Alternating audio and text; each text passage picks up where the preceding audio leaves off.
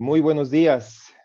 En nombre de la Dirección General Académica y de la Dirección de Investigación y Posgrado, les damos la más cordial bienvenida a esta Jornada de Investigación y Posgrado 2022. Mi nombre es Christopher Estrada y tendré el honor de ser el maestro de ceremonias de este evento. En esta ocasión tendremos dos mesas en las que reflexionaremos sobre los retos y oportunidades de las becas para estudios de posgrado y también sobre las experiencias de vinculación que se han incubado en 3 de nuestros programas de maestría y una de nuestras especialidades. Más adelante les ofreceré más detalles de estos dos espacios de diálogo. Para comenzar, el doctor Alexander Satirka Pacheco, de la Compañía de Jesús y rector de nuestra universidad, ha preparado un mensaje para todas y todos con ocasión de este evento. Adelante, padre rector. Muchas gracias, Christopher, y también me permito dar la bienvenida a todas y a todos. Estimado doctor Francisco Medina Gómez, director del Consejo Estatal de Ciencia y Tecnología de Jalisco, estimada doctora Catalina Morfín López, directora general académica del ITESO, estimado doctor Bernardo Mazzini Aguilera, director de investigación y posgrado de nuestra universidad, queridas y queridos integrantes de la comunidad académica del ITESO. Agradezco la oportunidad para dirigirme a ustedes en esta jornada de investigación y posgrado y para compartirles mi interés personal por el desarrollo de estas actividades fundamentales para la universidad. La tradición educativa de la Compañía de Jesús se ha sustentado en una estrategia transversal a lo largo de toda su historia. No es ningún secreto que los jesuitas hemos procurado siempre que nuestros alumnos y nuestras alumnas no solo sean intelectualmente aptas y aptos, sino que también tengan las condiciones para influir de manera tangible en sus escenarios de incidencia. Celebramos el arrojo y la determinación de profesionales que no temen sugerir pautas, rutas o maneras de proceder novedosas. Pero con frecuencia quienes tienen esa virtud tienen dificultades para aprender a desentrañar los signos de los tiempos porque no hacen lecturas sosegadas del estado de las cosas y muchas veces las atisban desde la mirada estrecha de una sola disciplina. Ello conduce a errar muchas veces decisiones. Hago énfasis en lo anterior para refrendar la importancia del abordaje interdisciplinar que debe privar en la investigación y el posgrado. Es una visión que debemos alentar en el profesorado y el alumnado de nuestros programas. En los años recientes hemos dado pasos significativos para articular las redes de saberes que se cultivan dentro del ITESO, cada vez en mayor clave interdisciplinaria. Es famoso el adagio del médico catalán José de Letamendi, quien dijo que el que solo sabe medicina, en realidad ni medicina sabe. Con ello, Letamendi no solo se refería a la necesidad de los científicos de familiarizarse con los modos de proceder de especialidades afines, sino también con los de otras disciplinas. Él mismo, además de la medicina, practicaba la música, la pintura y la poesía. La Dirección General Académica, a través de la Dirección de Investigación y Posgrado, procura espacios como este para que la comunidad académica se encuentre, estreche vínculos y se reconozca cada vez más. Vivimos tiempos turbulentos y un contexto nacional que no favorece el desarrollo de la ciencia. Frente a ello, surgen diversas visiones de lo que conviene hacer. Como académicos, sabemos que la importancia que tiene la confrontación de las ideas. El diálogo colectivo y productivo nos puede ayudar a encontrar las mejores respuestas. Sabemos que no hay dos académicos iguales y que afortunadamente contamos con una pluralidad de visiones. Pero también sabemos que ello nunca ha sido obstáculo para reconocernos en las otras personas. En febrero de 2016, el Papa Francisco visitó nuestro país. Pude ser testigo de varias de sus reuniones, en particular en San Cristóbal y la Ciudad de México. Al dirigirse a los obispos mexicanos, los exhortó a ser explícitos en el disenso, siempre y cuando ese disenso ponga la búsqueda de la verdad y de la justicia por delante de egos o de trayectorias personales.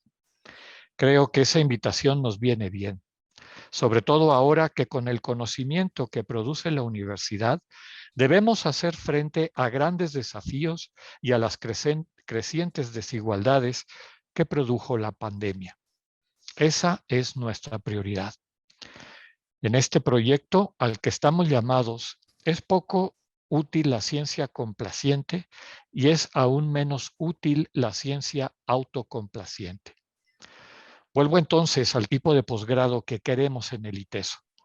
Uno que no se engañe a sí mismo y que tampoco engañe a sus interlocutores, que asegure su calidad y su pertinencia social, que se ponga retos y que no se duerma en sus laureles mientras en el mundo permanecen estructuras de injusticia y de pseudociencia.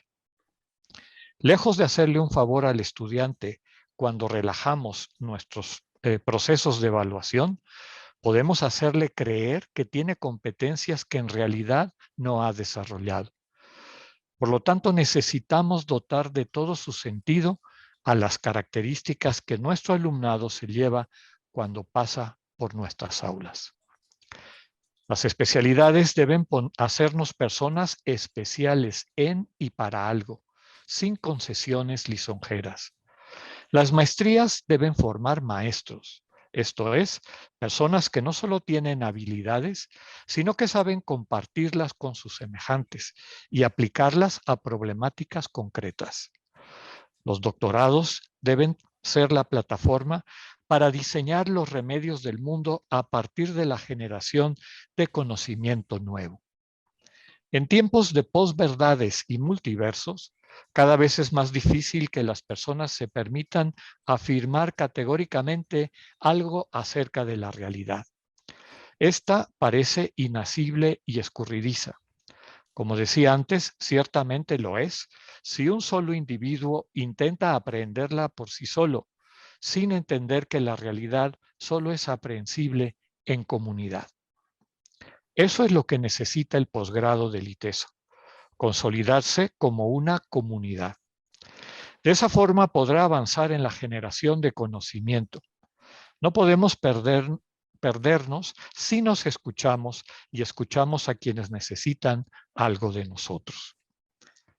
Muchos de los que conocieron al jesuita Raúl Mora, que fue mi profesor en la formación y rector de nuestra universidad, recuerdan sus palabras inspiradoras. Ama lo que aún no es, para que sea. Hoy que vamos a hablar de nuestro posgrado, de sus posibilidades y de sus retos, nos invito a amar el posgrado que aún no es, para que sea. Amarlo es involucrarse en él, reconocer lo que ya se está haciendo bien para no dejar de hacerlo o incluso perfeccionarlo. Amar el posgrado también es dejar que llegue nuevo talento a enriquecerlo, sin cuidar feudos, con base en un proyecto delineado colectivamente. El amor, cuando es auténtico, se nota y se contagia. Sabremos que tenemos el posgrado que queremos cuando no se limite a despertar entusiasmo entre quienes participen en él, cuando toda la comunidad universitaria reconozca la riqueza de su oferta y se identifique con ella. Entonces podremos sentir sosiego. Si hacemos caso a la distribución demográfica de este país, tenemos que asumir que ya no existe la pirámide poblacional a la que nos referíamos a principios de este siglo. Los menores de 10 años ya no son el grupo más numeroso de la población. Este discreto envejecimiento de los mexicanos y mexicanas es una llamada de atención para el proyecto del ITESO. La demanda de estudios de licenciatura menguará poco a poco en los años venideros y entonces la pregunta por la pertinencia de nuestro posgrado se volverá obligada. Sé que la respuesta a esa pregunta no comienza hoy. Nuestro posgrado ya tiene una historia, pero también tiene un presente y está diseñando su futuro. Que las actividades de esta jornada nos permitan ganar algunas claridades y también las ganas de concretarlas.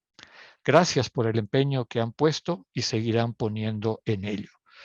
Quiero que sepan, reafirmo una vez más, que en el rector siempre tendrán un apoyo.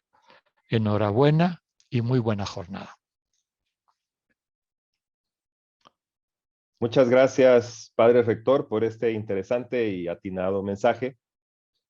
Ahora le doy la palabra a la doctora Catalina Morfín López, directora general académica, que nos ofrecerá a su vez unas palabras de bienvenida.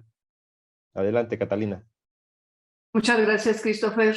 Pues muy buenos días. Les saludo con mucho gusto, distinguido doctor Francisco Medina Gómez, director del COETSIJAL, estimado padre rector del ITESO, doctor Alexander Satir Capacheco, estimado doctor Bernardo Bacín Aguilera, director de investigación y posgrado del ITESO, queridas y queridos profesores, estimados miembros de la comunidad universitaria, amigas y amigos que nos acompañan en esta obligada distancia. En primer lugar, quiero darle la bienvenida al doctor Francisco Medina Gómez, director del Consejo Estatal de Ciencia y Tecnología de Jalisco, COETSIJAL. Muchas gracias, doctor, por haber aceptado nuestra invitación a participar en esta jornada de investigación y posgrado del ITESO. Es un honor contar con su presencia. También quiero agradecer el entusiasmo y la dedicación del equipo de la Dirección de Investigación y Posgrado del ITESO para organizar esta jornada ya tradicional en nuestras actividades en torno a la investigación del posgrado. Y por supuesto, agradezco mucho la disponibilidad de quienes expondrán las experiencias y los retos de los posgrados del ITESO, en especial en lo que se refiere a la vinculación, así como la participación de todos los presentes en esta jornada. Aprovecho este momento para exponerles un par de reflexiones, ambas relacionadas con los temas que abordaremos en esta jornada de investigación y posgrado 2022. La primera reflexión es reiterar que el ITESO y las universidades del sistema universitario jesuita en México nos consideramos universidades de servicio público, aunque nuestra gestión sea privada. Es cierto que la mayoría de los mexicanos no tenemos la experiencia de disfrutar de servicios públicos de calidad, sean estos gestionados por el Estado o por concesión. Salvo algunas excepciones, tenemos malos servicios de transporte público, gestiones deficientes de los espacios públicos, un endeble sistema de salud pública, como lo hemos constatado durante la pandemia, una educación básica pública que no alcanza a cubrir los mínimos deseables, una inversión pública raquítica, y una insuficiente recaudación de impuestos. Además, y lamentablemente, estamos acostumbrados a que los bienes públicos no sean al mismo tiempo comunes, es decir, abiertos para todos. Sabemos que casi siempre están atrapados, capturados, ya sea por el Estado o por alguno de los poderes fácticos. En diversos temas de interés público como la educación, pero no únicamente, los particulares se han visto en la necesidad de completar los servicios públicos que el Estado está obligado a ofrecer sin que éste cumpla con su deber por múltiples motivos históricos ya convertidos en estructurales, de los que ahora no podremos ahondar por razones de tiempo. En este sentido, el ITESO y las universidades del sistema universitario jesuita pretendemos ofrecer un verdadero servicio público, y así lo considero. Hemos demostrado sistemáticamente que lo hacemos con una elevada calidad educativa y con una alta responsabilidad social. Y esto se puede aplicar al conjunto de sus funciones sustantivas, además de la docencia. Al parecer, la desconfianza y la sospecha que caracteriza en estos tiempos la mirada de algunos sectores del gobierno actual sobre las universidades privadas se construye desde mi punto de vista desde una simplificación del análisis de la compleja realidad de México que no se puede explicar mediante simples dicotomías habituales en estos días, liberales y conservadores, neoliberal y popular, público y privado. Esta simplificación en el análisis de la realidad me parece sumamente riesgosa cuando se aplica a decisiones como las que se tomaron al emitir el reglamento del Sistema Nacional de Investigadores del año pasado y en la convocatoria de becas de posgrado publicada en marzo de este año. Si se toma en cuenta que las universidades particulares conforman poco más del 50% de la matrícula del posgrado a nivel nacional, y volvemos al ejemplo de las becas en este nivel de estudios, resulta incongruente que la convocatoria citada coloque en cuarto lugar de prelación a los estudiantes de posgrado de las instituciones de educación superior y centros de investigación privados. Además de mencionar que tendrán preferencia aquellos estudiantes de universidades y centros de investigación privados cuyas instituciones les eximan del pago de colegiatura y conceptos equivalentes, cuestión que, lo saben bien quienes están en el campo, es muy difícil de cumplir para la mayoría de nuestras instituciones, pues dependemos de las colegiaturas, no solo para sobrevivir, sino para conservar y aumentar la calidad de nuestros servicios. Aún así, el ITESO está comprometido con esta solicitud que se ha hecho y está dispuesto a no cobrar esto que se solicita cuando se obtenga una beca de CONACYT. Y con todo señalo que en el caso del ITESO, cuando menos un 45% de los alumnos de licenciatura y un porcentaje más alto en el caso de posgrado reciben algún tipo de apoyo financiero para sus estudios, y este apoyo depende exclusivamente de la necesidad económica del estudiante al que se le otorga. Quiero en segundo término subrayar la importancia de que las universidades del SUG, del Sistema Universitario Jesuita, le han dado a la vinculación, que es el otro tema de esta jornada. Pues para nosotros, como lo dicen las orientaciones fundamentales del ITESO, no basta formar profesionistas o profesionales competentes, sino aplicar la verdad a la construcción de formas de convivencia más humanas y más justas. Así, nuestros posgrados tienen un componente esencial en la formación que ofrecemos, el compromiso social, y por tanto, la necesaria vinculación de nuestros alumnos y alumnas con las necesidades de la sociedad. Por eso, si ustedes examinan nuestros currículums, se encontrarán tanto en los perfiles de ingreso como de egreso que el ITESO está comprometido con la creación, desarrollo, conservación y cuidado de las personas más desfavorecidas de nuestra casa común. Pongo un ejemplo que parecería alejado de lo social: el perfil de egreso de la maestría en ciencias de datos, cuya primera característica es que el egresado desarrollará procesos confiables para la adquisición y utilización de los datos en ambientes donde históricamente su obtención ha sido deficiente o nula. Podría poner otros muchos ejemplos más, pero creo que con el citado basta para mostrar el interés del ITESO en formar a los alumnos para que sean capaces de edificar el bien común y, en ese sentido, para vincularse de manera vital con las necesidades de quienes están actualmente excluidos de los beneficios sociales, sufren injusticias o están afectadas por la violencia. Por ejemplo, en algún trabajo de esta maestría en ciencias de datos se hizo un ejercicio para medir la contaminación del lago de Chapala y para favorecer pues, un proceso de solicitud de saneamiento de este lago.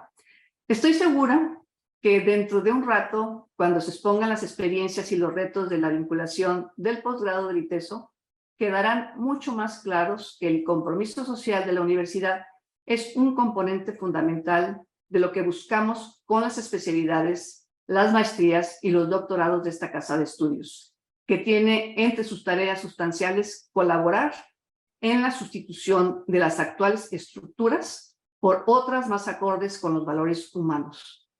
Les agradezco a todos los presentes su participación e interés en esta jornada de investigación y posgrado, de la que estoy segura obtendremos muchos frutos para avanzar en la realización eficaz del proyecto universitario que nos anima. Muchas gracias, buenos días y mucho éxito. Adelante, Cris. Gracias, estimada Catalina, por compartirnos esta, esta acertada reflexión. A continuación, el doctor José Bernardo Mazzini Aguilera, director de investigación y posgrado, nos ofrecerá unas palabras de presentación para esta jornada de investigación y posgrado 2022. Adelante, estimado Bernardo. Muchas gracias, Cris, y reitero la bienvenida para todos. Como bien lo comenta Cris, me corresponde hacer una somera presentación de lo que va a ocurrir en las dos mesas de hoy. Y bueno, al respecto, sí quiero compartir con todos que la planeación de esta jornada de investigación y posgrado comenzó desde enero, y en ese entonces nos imaginábamos algo muy distinto a lo que hoy nos convoca. En los últimos días, tanto la así llamada quinta ola del COVID como los avatares relacionados con las políticas públicas en materia de ciencia y tecnología nos obligaron a hacer ajustes tanto en el programa de esta jornada como en su modalidad. En la DIP teníamos, y todavía tenemos, muchas ilusiones depositadas en el momento en el que podamos hacer nuestras jornadas y nuestros diálogos de manera presencial. Nos interesa que estos espacios sean circuitos de intercambio de sentido, que sean de ida y vuelta, que nos ayuden a identificar nuestra capacidad instalada con principio realidad y desde ella delinear la agenda que necesita, pero también la que desea el posgrado del ITESO. Por ello, admitimos que si bien hemos aprendido a valorar el potencial de los encuentros virtuales, ya tenemos ganas de encontrarnos con ustedes en los pasillos. Tenemos ganas de escuchar sus inquietudes de manera espontánea, sin que necesariamente haya un micrófono de por medio, o quizá con un micrófono, pero junto al micrófono tal vez un aperitivo, algo que lo haga mucho más ameno, agradable. Hasta hace menos de una semana nos imaginábamos que este encuentro iba a ser en el Auditorio Arrupe, con café, con refrigerios, pero sobre todo con la camaradería que propicia el encuentro presencial. Sin embargo, nos pasó eso que algunos dicen que dijo Mario Benedetti. Otros dicen que la fuente original fue un grafiti en un muro de Quito, Ecuador. Lo cierto es que alguien dijo alguna vez que justo cuando creíamos tener todas las respuestas, nos cambiaron las preguntas. Hay al menos dos maneras de disponernos ante la realidad cambiante. Podríamos usar su condición líquida como argumento para justificar nuestra indefinición o para dejarnos vencer por el desasosiego. En tal caso, abordaríamos la dinámica del posgrado con cierto determinismo, sin espacio para la creatividad, convencidos de que las cosas ya son así y de que toca esperar mejores días para que sean distintas. Habitados por esa disposición, esperamos que las soluciones lleguen de afuera si creemos que las hay. Pero lo que más me gusta de ese aforismo, que no sabemos si es de Benedetti o de un ecuatoriano espontáneo, es precisamente la jocosidad con la que asume la incertidumbre. Esa disposición ya viene impregnada de un mínimo de resiliencia, de cierta claridad mental que se sacude los determinismos y se dispone a bosquejar remedios. Algo interesante de la búsqueda de remedios es que al implementarla nos desplazamos. Ya no somos los mismos y eso es bueno. Cuando entendimos esto en la DIP, dejamos de lamentar que las cosas no hayan sido como las habíamos planeado. Antes bien, decidimos convertir esa maleabilidad de las circunstancias en tema de conversación. Desde donde estamos parados, todavía nos parecen maleables, por decirlo menos, los términos en que habrá de funcionar el Sistema Nacional de Posgrados. Durante meses preparamos la mesa para que hoy pudieran esclarecerse algunos de sus rasgos distintivos. Lamentamos, por ende, que una decisión comunicada hace menos de 24 horas haya impedido abordar este tema, frente al cual hay tantas preguntas de tantos de nosotros. Pero también tendremos la oportunidad de conocer de la voz del doctor Francisco Medina, director general del COEFICAL, las posibilidades que ofrece el programa de becas al extranjero. Me consta, porque he participado en su dinámica, que muchos de nuestros colegas todavía no conocen ese nicho de oportunidad que ha abierto puertas a vocaciones científicas de no pocos jóvenes jaliscienses. Por otra parte, el ITESO ha declarado durante décadas que la vinculación es una de sus 3 tareas sustantivas. Sin embargo, en escenarios de posgrado es relativamente fácil que las otras 2, entiéndanse la docencia y la investigación, acaparen la agenda e incluso el proyecto de nuestras especialidades, de nuestras maestrías y nuestros doctorados. Eso no quiere decir que no tengamos experiencias exitosas en la materia, y estamos ciertos de que hay importantes áreas de oportunidad en escenarios que ya están al alcance de nuestra mano. Por ello, agradezco la participación en esa segunda mesa de nuestra jornada de 3 coordinadores de programas que han acumulado experiencias exploratorias en esta materia. Se trata de Omar Longoria, de Giovanna Ríos y de Iván Villalón, en cuyos programas de posgrado se han cultivado la vinculación con entes públicos, con organizaciones de la sociedad civil y, por supuesto, también con la industria. Serán moderados por Mónica Solórzano, cuyo trabajo en la coordinación de nuestras maestrías en sustentabilidad es conocido por todos. Ella también tiene bastante que contar en materia de vinculación, por lo que sabemos que esa mesa estará llena de referencias muy fecundas. Cierro parafraseando al autor del Lazarillo de Tormes, que por cierto es anónimo, quien señaló que el mozo del ciego ha de saber un punto más que el diablo. A primera impresión, parece imposible que un solo individuo acumule más conocimientos y competencias que el diablo. Entendido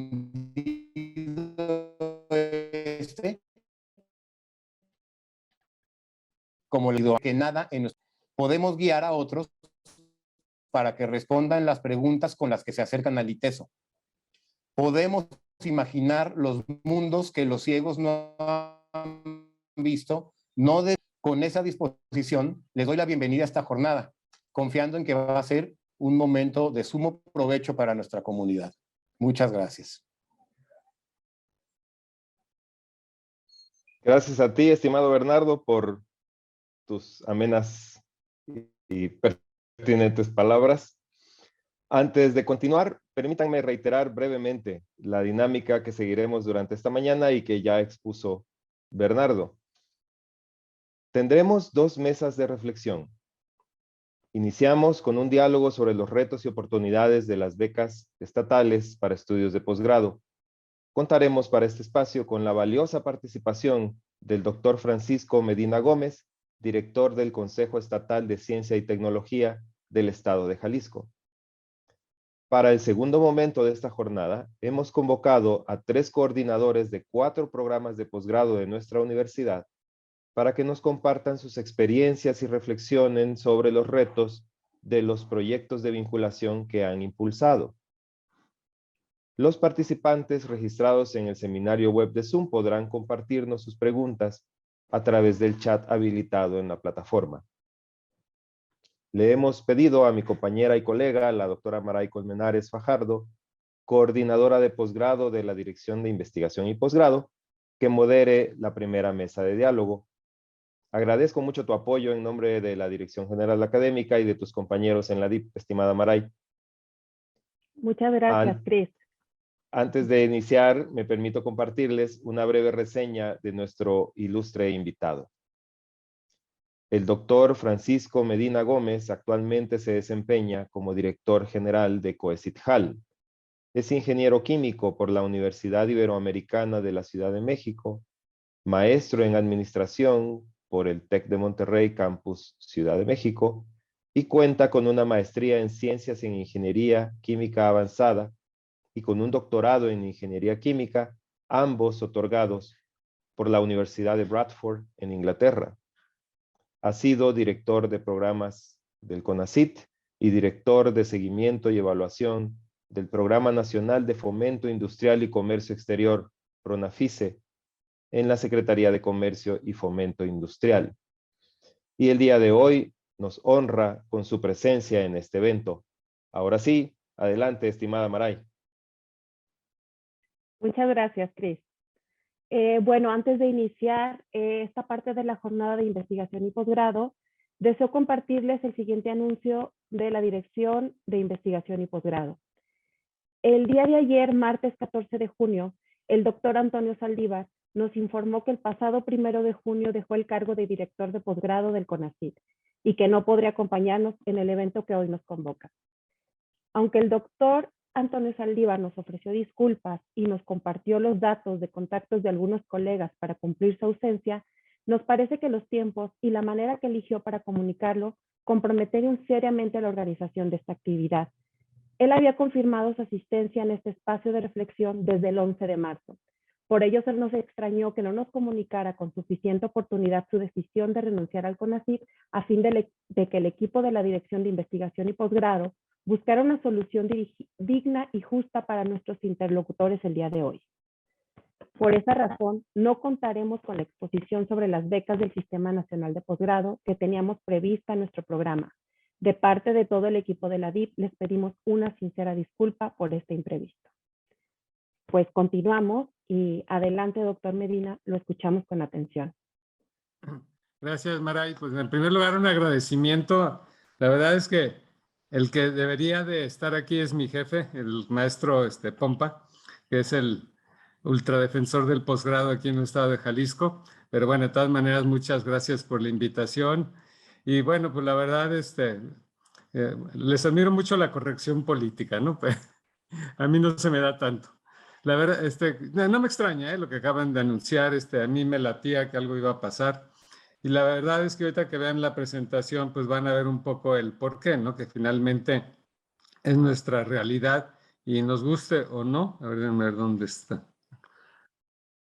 A ver. ¿Sí la están viendo? Sí, muy bien. A ver, ay Dios, lo que no puedo hacer es ponerla en... Voy a tratar de poner... Es que con esto de que me la dejaron en Google... Bueno, voy a ir avanzando sobre esta presentación, espero que sí la puedan ver, ¿no? En la parte superior izquierda aparece un botón que dice presentación de diapositivas y ahí automáticamente tiene la visión de... En la parte superior... Ahí donde dice presentación de diapositivas. Ya, ahora sí. Ay, gracias. Listo. Bueno, ahora sí. Entonces, bueno, vamos a empezar hablando de lo que nuevamente es nuestra realidad. Y aquí la forma de visualizarlo de mi unidad de comunicación social, porque es una sola persona, es Bertín Cova, le puso el gran embudo de las becas CONACYT. Efectivamente nosotros, y sobre todo desde el 2015, digamos, hasta el año pasado, estuvimos jugando un rol importante en lo que fue el otorgamiento de becas de CONACYT al extranjero, ¿no? Y es algo que quiero ser muy claro en ese sentido porque son recursos o los recursos vienen del gobierno federal. Pero obviamente ahorita estamos igual que ustedes en total desconcierto y un poco pues alarmados de cuál va a ser el futuro de esta iniciativa, que es de las pocas en las que todavía participábamos los organismos estatales de ciencia y tecnología en este CONACYT de la Cuarta Transformación. Ven ahí, por ejemplo, el 2019, 20 y 21. ¿Por qué son estos los años que les estoy presentando? Porque estuvimos analizando la información del 2015 al 2018 y la verdad está de pena ajena, ¿no? O sea, durante todos esos años el estado de Jalisco estuvo recibiendo solo 5 becas, un poco más adelante van a ver el contraste con otros estados, solo 5 becas dentro de lo que era digamos, la convocatoria de becas para la región occidente de CONACYT. ¿Cuál es la región occidente de CONACYT? Es obviamente Jalisco, pero está Michoacán, Colima, Nayarit y Aguascalientes. Somos 5 estados los que estamos en la región occidente de CONACYT. Y entonces, esto lo que nos muestra es que la administración anterior, pues hubo un total desinterés por participar en este programa, que era de los pocos que estaban abiertos a los estados. Y bueno, pues 5 becas al extranjero para un estado de este tamaño, pues realmente era ridículo, ¿no? No que lo hayamos hecho muy bien ahora, y van a ver los números, pero cuando menos hubo la voluntad de trabajar, de dialogar más con el CONACYT y de incrementar el número de becas. En realidad, por ejemplo, 2020, ¿no? Que fue un año muy bueno. Yo entré en 2019, fue la primera parte que me tocó a mí, pero ya estaba el proceso en marcha. Ahí obtuvimos un total de 13 becas y fue porque me fui a plantar a México y a hablar con la gente de la Dirección Adjunta de Desarrollo Científico y pues una negociación ahí, un estira y afloje, pero todavía fue, digamos, personal, ¿no? El asunto. Fueron 13 becas, pero no tenemos los números de inicio. En 2020, que ya hicimos todo el ejercicio completo, Recibimos, pues, obviamente, cuando decimos el total de solicitudes pertinentes aprobadas por el COECITJAL, esas 45 de solicitudes fueron las que entraron, digamos, dentro de las prioridades que establecemos en el estado de Jalisco. Nos acusan mucho en general, ¿no? De que somos un estado muy determinista, lo cual es cierto, porque tenemos nuestros grandes hubs de conocimiento, ¿no? Y somos estamos tratando de ser muy estrictos respecto a esos hubs del conocimiento y estamos enfocando las baterías hacia esos 5 hubs del conocimiento. Pero aquí, al hablar nosotros de 45 solicitudes pertinentes aprobadas, estas 45 solicitudes pasaron por todo un proceso colegiado. Aquí todo lo hacemos de manera transparente, de manera abierta. A Bernardo le consta.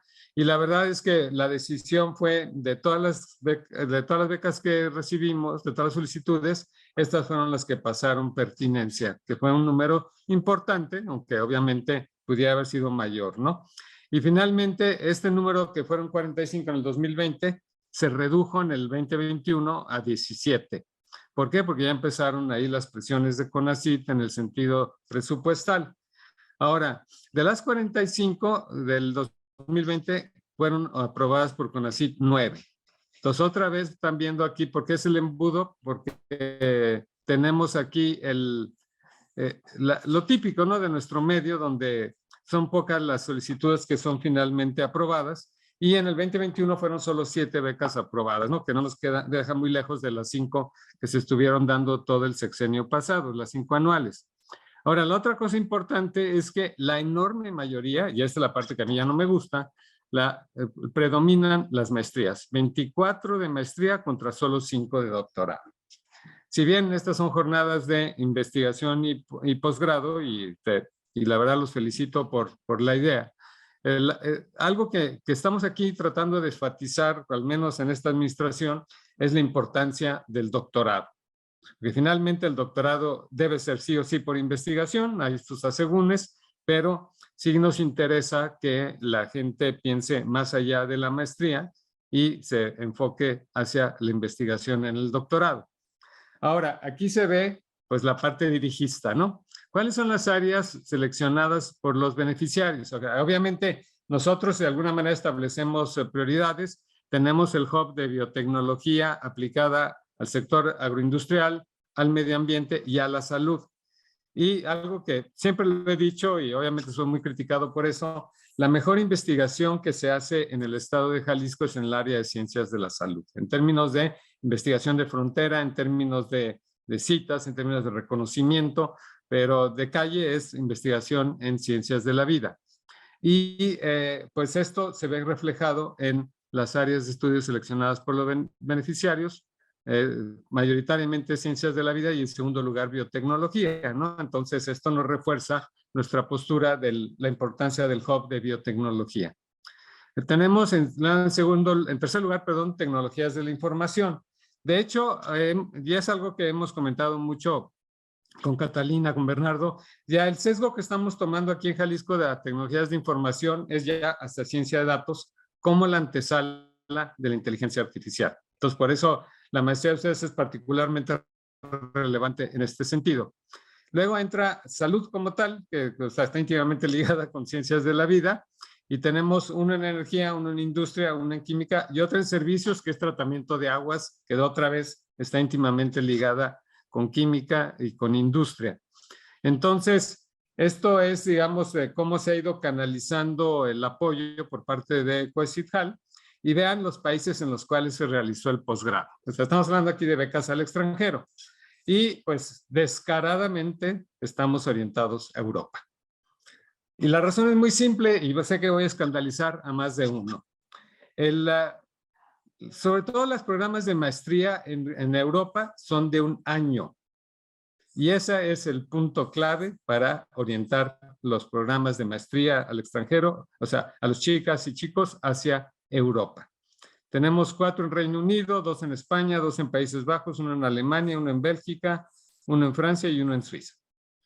Y de los demás, pues están solo 2 en Estados Unidos y tenemos también ya como algo más exótico Australia, ¿no? Si se fijan, no, o sea, nosotros de hecho, o sea, como COECITJAL, desincentivamos la participación de España, o sea, o que vayan los chicos, las chicas y los chicos de España, por la simple y sencilla razón del idioma. O sea, vemos, porque hay una tendencia clarísima, en las solicitudes originales mucha gente quiere irse a España por floja, por el idioma, porque cree que además va a ser divertido, etcétera. Ahorita vamos a ver otras cosas, pero no hay realmente una razón necesariamente clara de por qué están escogiendo España o por qué están escogiendo un programa en España.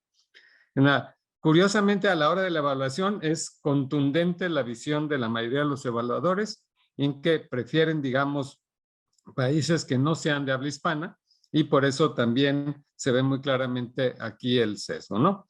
Pero esta visión europea, y es muy importante porque siempre es mi argumento y no crean que o sea, ni remotamente es la opinión generalizada en la CICIT, pero hay una diferencia enorme entre el impacto, y voy a hablar aquí de la parte más bien humana, que puede tener una maestría en Europa con respecto a la que puede tener una maestría en Estados Unidos. En Estados Unidos les encantan las maestrías de 2 años porque es una manera de retener a la gente más tiempo y de sacarles más dinero, tal cual. Y hay muchas materias de relleno en los programas, o sea, finalmente hacen un análisis y pues la verdad es, bueno, no es necesario que pasen 2 años para obtener una maestría, cuando las maestrías europeas son excelentes y en un año está uno fuera, ¿no? Ahora, pasando a la gran preocupación que tiene el secretario Pompa. Estos son datos ya de este último ciclo escolar. Me los pasaron apenas ayer porque los quería actualizados. Tenemos matriculados en Jalisco 292,685 alumnos de licenciatura. Sigue siendo una proporción baja.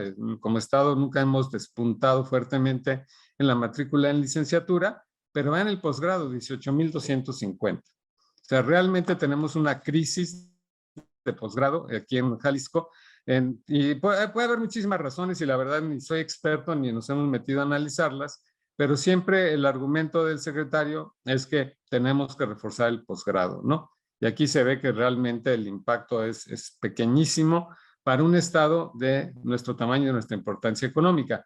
Ahora, la afrenta mayor es la otra gráfica, ¿no? La que les estoy ahorita tratando de mostrar. El número total de becas que el CONACYT otorgó en 2018 por estado, que son los últimos datos que tenemos fidedignos. Vean Nuevo León 71. Sigue Chihuahua 32, Puebla 29, Coahuila, San Luis Potosí 16, Yucatán 15, Jalisco 5. Esto es una muestra del desinterés que hubo la administración anterior por el posgrado. Digo, más claro ni el agua. Y la verdad es que pues da tristeza porque estamos hablando de becas al extranjero, no estamos hablando del posgrado nacional, pero esto lo que demuestra es que nunca fue una prioridad para el gobierno de Jalisco, porque Jalisco debía haber peleado con Nuevo León el número de becas. Obviamente ahorita en Nuevo León ya se pueden imaginar que están como agua para chocolate con el CONACYT, porque se les cayeron de manera estrepitosa las becas. Creo que el año pasado recibieron 12 o 13. Pero también detrás de esto se ve mucho el interés del sector académico y de manera muy notoria el TEC de Monterrey por mandar a sus profesores al extranjero, ¿no? O sea, ahí hay ya se ve ahí una tendencia, una estrategia que les ha estado funcionando, porque muchos de estos son maestros universitarios de las diferentes universidades de Nuevo León, pero mayoritariamente el TEC, que salen a estudiar al extranjero. Entonces, ahora sí, con ese marco de referencia, que no sé si es bueno o malo, vaya a pasar ya a una serie ya más de reflexiones, ¿no? Pues ya leyeron mi currículum, yo soy resultado de ese extraordinario mundo que son las becas al extranjero, y de alguna manera, pues lo que hice fue una reflexión, o traté de hacer una reflexión muy seria de lo que me había motivado a mí contra lo que yo veo que motiva a las chicas y chicos actualmente, ¿no? Entonces, ¿por qué hablo de los motivos del lobo? Aquí el lobo de Gubbio de San Francisco de Asís, pues por la naturaleza humana, ¿no? El mundo de las becas es inmenso, es gigantesco. Los tipos de becas que se otorgan, afortunadamente, y eso también es parte del mensaje, ¿no? Hay vida más allá del CONACYT. Y los tipos de becas que se otorgan tanto a nivel público como privado son muy variados, sus coberturas y sus objetivos también son muy variados, ¿no?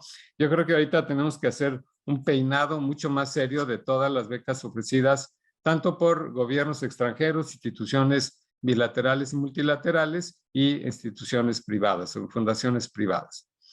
Pero mi primera conclusión es que la decisión de irse a estudiar en el extranjero es o debe ser estrictamente personal. Fuera de estas estrategias, ¿no? Como la que mencioné de Nuevo León, de que mandan a sus profesores al extranjero para doctorarse, o sea, que ahí ya hay una cierta coerción, porque tiene que ver con la carrera del profesor o profesora en la institución, la decisión debe ser estrictamente personal. Tengo 68 años, he visto pasar mucha agua bajo el puente y mi juventud, totalmente aspiracionista, como éramos todos los jóvenes de la época, había una lógica de estudiar en el extranjero. ¿Por qué? Porque no había programas de maestría y doctorado nacionales. Ese era el argumento fundamental. Bueno, yo me acuerdo habérselo dicho a mis papás desde que estaba en la prepa, que me iba a tener que ir al extranjero porque no había un doctorado que me interesara, cuando todavía ni siquiera había decidido qué carrera iba a estudiar, ¿no? Realmente el mensaje era me quería ir de la casa, ¿verdad? Me quería una aventura en Europa, pero esos motivos subyacentes eran más importantes en sí que estudiar en el extranjero, ¿no? El interés por viajar, experimentar una cultura diferente. Ahora estamos en un mundo globalizado. En aquel entonces era la oportunidad de experimentar una cultura diferente, practicar obviamente otro idioma, conocer nuevas formas de pensar y embarcarse en una aventura de autodescubrimiento. Yo creo que esta parte del autodescubrimiento, yo pertenezco a la generación, digamos, en la cola del movimiento hippie. Entonces, en aquel entonces todos estábamos embarcados en una aventura de autodescubrimiento. Me acuerdo de un póster que estaba en todas las habitaciones de los jóvenes de esa época que decía Man, know thyself, ¿no? O sea, hombre, conócete a ti mismo. Pero lo único permanente es el cambio. Tenemos hoy en día, y no es una crítica, al contrario, es una aseveración, tenemos una verdadera explosión en la oferta de posgrados nacionales. No me voy a meter aquí a controversias políticas. Bueno, existe o existía el Programa Nacional de Posgrados de Calidad, que está actualmente en transformación y en incógnita, pero las oportunidades de becas al exterior también se han reducido dramáticamente. ¿Por qué? Porque los presupuestos van a la baja dramáticamente. Las becas cada vez son más precarias. O sea, yo admiro a alguien que se quiere estudiar ahorita con una beca del CONACYT porque no le va a alcanzar para nada.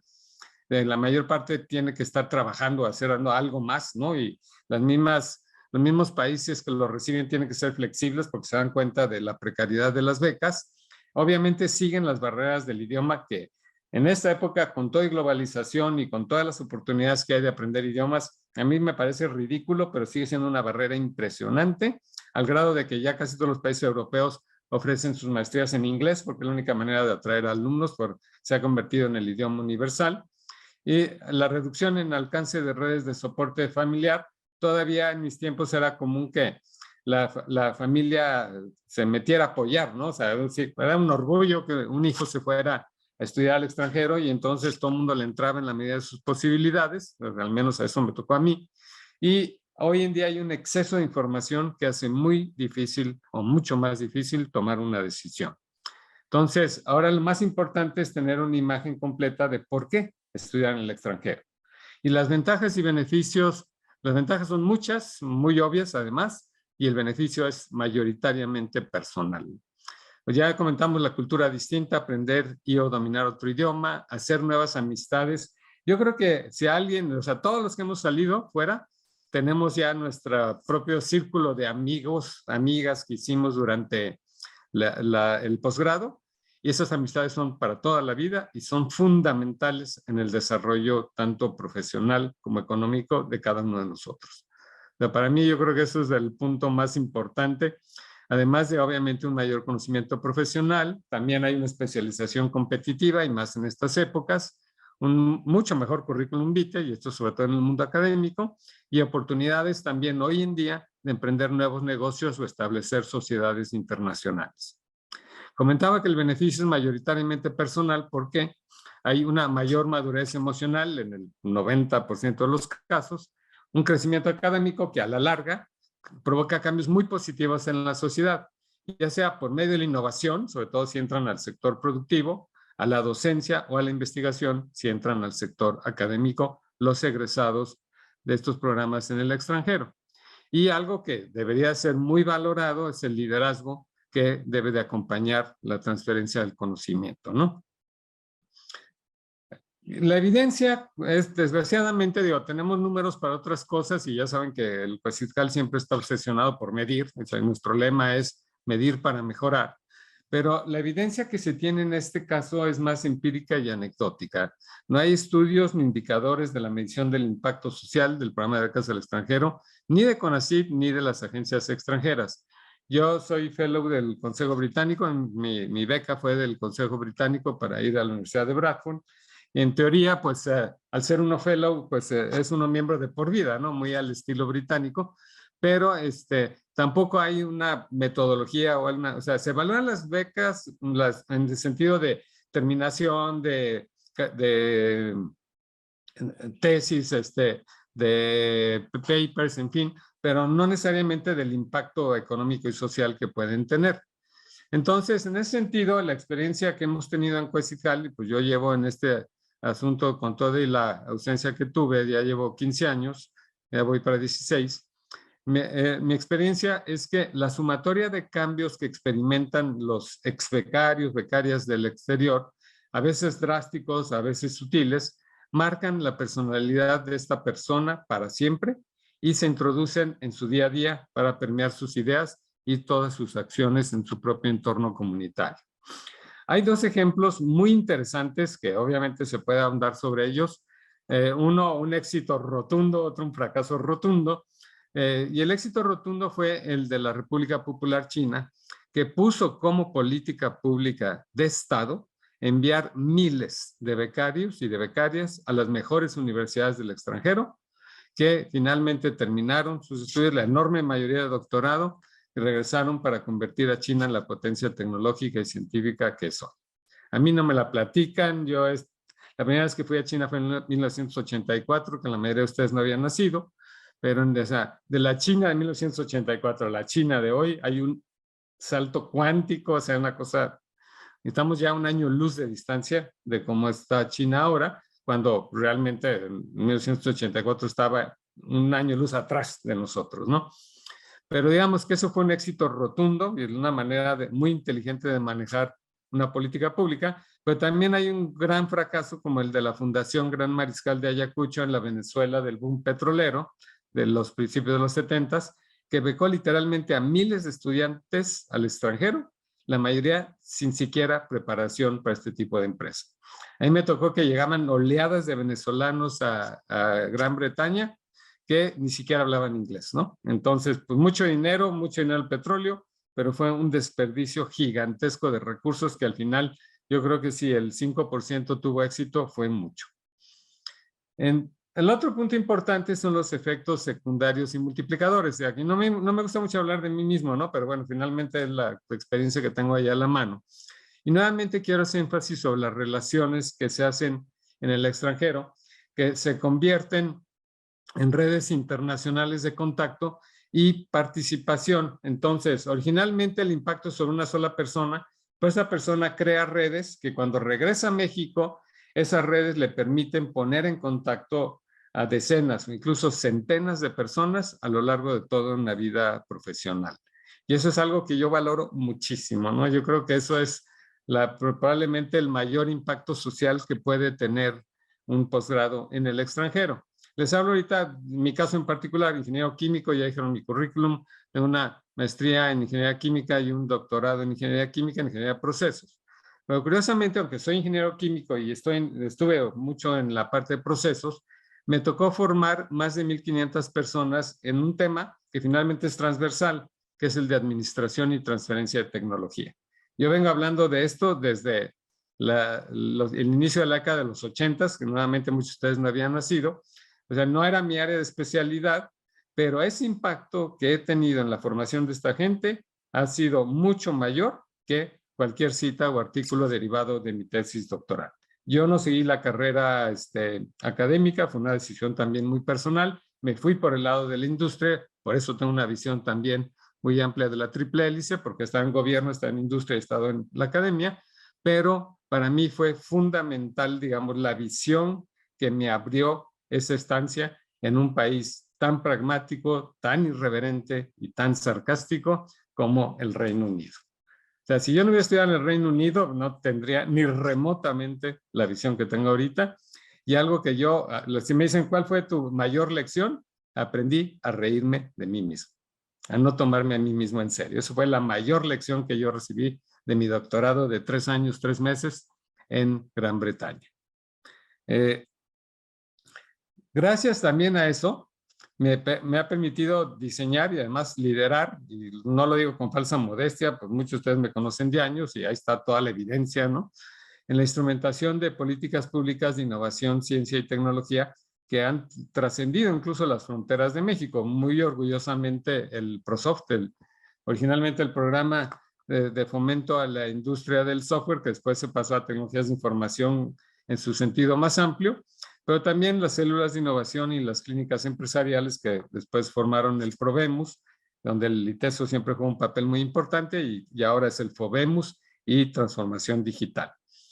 Yo estoy seguro, pero se los vuelvo a repetir, que si me hubiera quedado en México nunca hubiera tenido esta visión tan amplia que tengo actualmente de la innovación. Y aquí sí quiero ser muy claro, porque de alguna manera yo me concentré en la parte de innovación y desarrollo tecnológico. Entonces, desde que regresé a México, yo era una rara avis. ¿Por qué? Porque todo el mundo hablaba de ciencia y yo hablaba de tecnología y hablaba de innovación en un momento en que nadie hablaba de innovación. Se empieza a hablar de México en innovación hasta 1997 por parte de CONACYT. Entonces, como siempre, ¿verdad? A tiempo, pero bueno, o sea, esto es un fenómeno que empezó en Europa desde los 80s. Yo terminé mi doctorado en 1981 y ya desde entonces me quedaba muy claro el concepto de innovación. Entonces, tan me quedé marcado que a la hora en que, o sea, me enfrento ¿no? a crear la primera política pública, en el caso de Jalisco, o sea, en el área de tecnologías de información y telecomunicaciones, pues me desesperé inmediatamente con el sector académico local y lo primero que hice fue voltear a ver los ejemplos internacionales que finalmente dieron por origen la política jalisciense de tecnologías de información microelectrónica multimedia, que después se transforma en el ProSoft Nacional y que después fue retomada por varios países latinoamericanos y por Sudáfrica. Entonces, las conclusiones y pues, a modo de conclusión, las becas internacionales, y esto es muy importante también, no son para todos. Se requiere de una personalidad abierta, inquisitiva, tolerante, un gran sentido del humor y mucha resiliencia, y más en estas épocas. Cada uno de nosotros que vamos al extranjero nos convertimos automáticamente y sin nombramiento en un embajador o embajadora de México. Y eso lleva una enorme responsabilidad. A la mayoría, lo he vivido y lo veo con la gente que sale, se nos infla el nacionalismo cuando estudiamos fuera, solo para que se nos desinfle cuando regresamos. Pero en ese tiempo que estamos fuera, debemos dejar muy en alto el nombre de México y en la mayor parte de los casos lo conseguimos. Yo, todas las referencias que tengo, digamos, de chicas y chicos mexicanos y jaliscienses que han salido al exterior, la enorme mayoría ha sido sumamente positiva, ¿no? Entonces, eso también es un punto importante a considerar. Pues estas eran las reflexiones que quería yo compartir con ustedes y obviamente estoy abierto a preguntas, reflexiones, cualquier consideración, protesta, etcétera. Muchas gracias. Muchas gracias, doctor Francisco. Sí tenemos un par de preguntas de nuestro público, nuestros participantes. Les agradezco mucho si pueden ir soltando otras para hacer la plática amena. Hay una pregunta claro, que yo creo que a todos nos ha inquietado, incluyendo no solo becas, sino hablando del posgrado en general, ¿no? ¿Qué tanto usted cree que ha influido la pandemia en la caída de becas al extranjero y que haya sido razón por la cual los estudiantes no están saliendo del país? Definitivamente sí, la pandemia tuvo un impacto brutal. Aquí no lo comenté, ahorita que estaba viendo los comentarios en el chat. De hecho, la CICIT lanzó un programa de Campus China Network en el que se mandaron 40 estudiantes de Jalisco a China. Bueno, fundamentalmente la idea era que aprendieran chino, entraran a una universidad, arrancaran un programa de estudios y pues ya el gobierno chino los becaba después. que la verdad es una idea formidable, ¿no? Por aquí me estaban preguntando qué sucede con becas en Asia, ¿no? La verdad es que hay muy poca gente interesada en ir en Asia, ¿no? O sea, nuestra visión como mexicanos es muy parroquial. Uno dice, bueno, Nuevo León manda mucha gente al extranjero. La enorme mayoría, Estados Unidos. O sea, la visión internacional de Nuevo León es muy parroquial, se focaliza mucho en Estados Unidos porque es lo que tienen cerca y lo que conocen, ¿no? Pero realmente Asia siempre ha sido un interrogante y obviamente no solamente es China o Corea o Japón, o sea, Japón siempre ha dado becas, sino incluso países como la India, si hay un país al que tenemos mucho que aprender en el área de tecnologías de información y comunicaciones es India, ¿no? Pero el mexicano normalmente busca ambientes más cómodos en la parte cultural. Y sí, hay una enorme diferencia entre la cultura nuestra y la cultura oriental. Entonces, ¿qué pasó con el programa de becas a China? Se viene la pandemia, China se cierra, la mayoría parte de los estudiantes salieron despavoridos solo para venir a un lugar que estuvo mucho peor en términos de manejo pandémico, pero vinieron para acá y ya no regresaron, ¿no? Entonces, sí, claro que sí afectó, claro que sí fue nocivo, pero creo que la parte más importante es que ahora que poco a poco se van abriendo las economías, todavía hay muchos países que están totalmente cerrados, ¿no? Y puede ser el caso nuevamente de los países asiáticos como China y Japón, que están muy cerrados, ¿no? Entonces, sí es un impacto muy fuerte y nos va a tomar probablemente otros 2 años recuperar más o menos el nivel que traíamos anteriormente a la pandemia. Adelante. Ok, hay otra pregunta que también suena interesante, es que pregunta Oscar Rojas, y traduzco un poco la pregunta, si hay un hub de biotecnología del gobierno del estado y si el ITESO está invitado en este hub de biotecnología. El hub de biotecnología es, o sea, los 2 hubs más importantes desde el punto de vista de impacto económico en Jalisco son tecnologías digitales y ciencia de datos y biotecnología.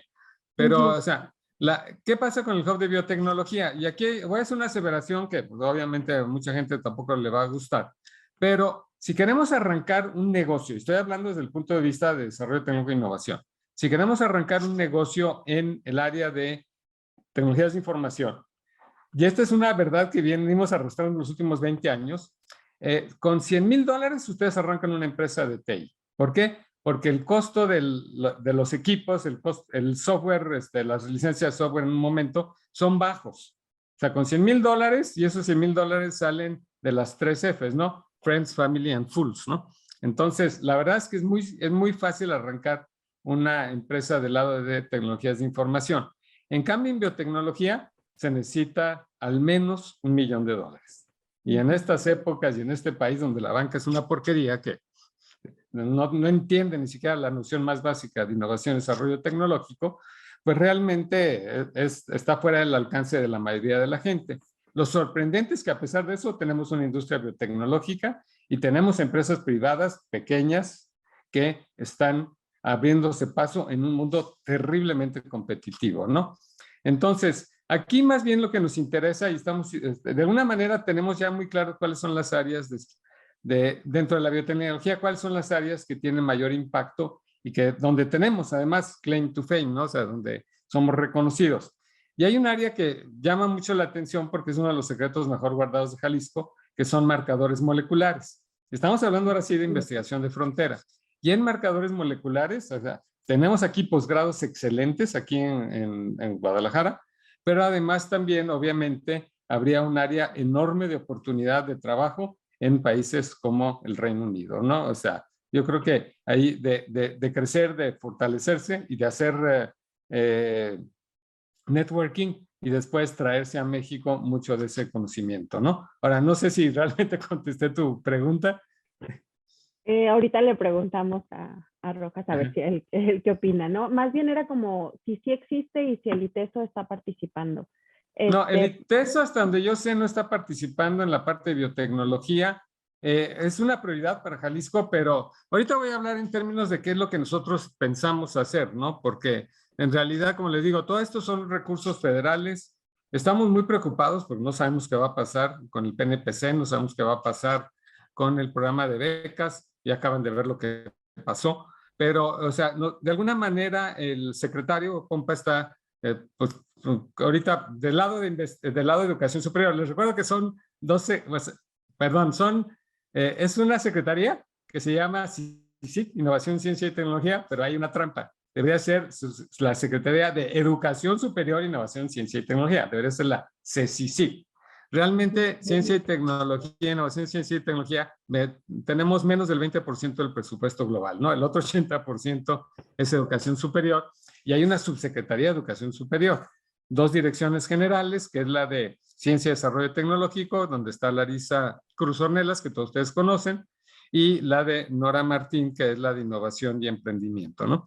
Entonces, eso es la CICIT y nosotros somos el brazo ejecutor de la CICIT. Y obviamente, y en la edición del secretario también, estamos muy concentrados en lo que vendría a ser la parte, digamos, de ciencia y desarrollo tecnológico, ¿no? Aunque claro que incidimos en la parte de innovación y más yo, ¿verdad? O sea, pero sí estamos muy concentrados en ese sentido, ¿no? Entonces, sí es importante, a mí, digo, no sé, probablemente me voy a meter en líos con lo que voy a comentar ahorita, donde vemos el ITESO, pues el ITESO obviamente tiene unas áreas muy sólidas, o sea, la cuestión, por ejemplo, de microelectrónica es súper sólida y eso es por la gente que está ahí y obviamente con la relación tan íntima que tienen con Intel. Pero eso es clarísimo, y lo vemos en todas partes, ¿no? Pero fuera de eso realmente hay un peso relativo muy grande en el ITESO de las ciencias sociales. Y una de las preguntas obvias que debe de salir aquí, bueno, ¿qué pasa con las ciencias sociales, no? Que aquí, como ven, pues dentro de los hubs que tenemos están muy orientados hacia lo que es innovación y desarrollo tecnológico. Y claro que es preocupante, claro que es importante, pero, o sea, ahí hay, o sea, realmente, pues, una indefinición, ¿no? De qué va a pasar en esas áreas y más por el lado de CONACYT, ¿no? Que se ha vuelto ya un problema más bien ideológico, ¿no? Ahora, en la parte de biotecnología, en lo que sí yo veo al ITESO es en alimentos funcionales. Ahí sí está clarísimo también, pero como les digo, ya son áreas en las que ha habido un crecimiento por el lado de investigación. Entonces, para que haya, o sea, ese atractivo de un posgrado en el extranjero, pues tiene que haber ya una base de investigación sólida y ahí es donde esa es la plataforma de lanzamiento de los programas de becas al extranjero, en mi opinión. Ok. Fíjese, hay una relación con lo que acaba de mencionar de que cómo ve el ITESO enfocado justamente en las ciencias sociales. Hay una de las preguntas que está haciendo eso, que si usted nos considera que estando la crisis actual que vivimos en la sociedad, ¿por qué no enfocarse también en becas en ciencias sociales? Esa es la pregunta, considerando que la crisis principal está haciendo en ese sentido. A ver, espero no crear una crisis con mi respuesta, ¿no? Porque la gente sabe cómo soy. No, la verdad, o sea, yo siempre le he dado mucho valor a las ciencias sociales en el sentido de que nos sirve como orientador para la política pública, ¿no? O sea, para mí eso es fundamental. Ahora, obviamente, o sea, el área donde yo estoy es innovación, ciencia y tecnología, pues toda la cuestión, por ejemplo, de seguridad, de migración, que es fundamental. O sea, eso le corresponde a otras áreas, ¿no? Y la verdad, pues puedo no estar de acuerdo con la manera que se maneja la política pública, pero sigo teniendo una visión de innovación, ciencia y tecnología, digo, y no estoy descartando a las ciencias sociales, simplemente, pues hay una complejidad distinta. Ahora, yo así, desde la innovación, ciencia y tecnología, una de las cosas que a mí me desespera de los estudios de ciencias sociales es que hay una tendencia marcadísima, al menos en nuestro país, de toda la vida están citando autores extranjeros. O sea, como que eso se lo remachan en el cerebro y ya no sé si es parte del DNA de las ciencias sociales en México, pero a mí lo que menos me importa es lo que opine alguien en el extranjero, me interesa lo que opinan ustedes.